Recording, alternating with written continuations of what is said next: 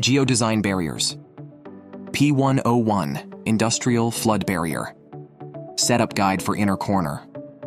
Positioning the barrier supports. Position and erect two barrier supports at 45 and 90 degree angles from the deployed straight barrier. Mount the 45-degree inner corner panel. Align the keyhole cutout on the panel with the mounting button. Slide it in with a slight turn, then rotate it back into place. For the other side, slide the support in from behind. To complete the 90-degree inner corner, mount a second corner panel.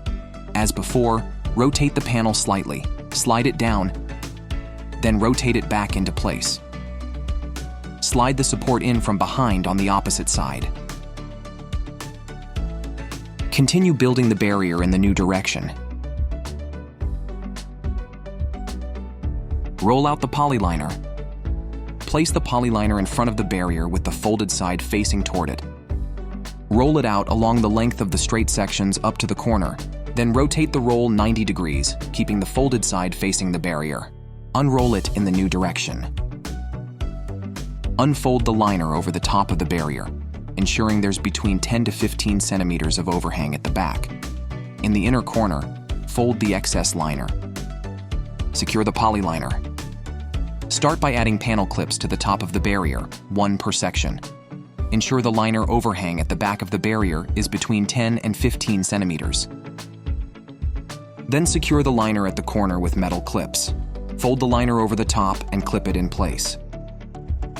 Next, add chain lengths along the outer edge of the liner. Secure the chains in place using cable ties. Thread the cable ties through the pre-punched holes and pull them tightly. Add chains on top of the folded excess liner to prevent air pockets.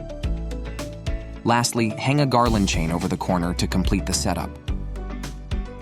And that's it. Your P101 outer corner is now fully installed.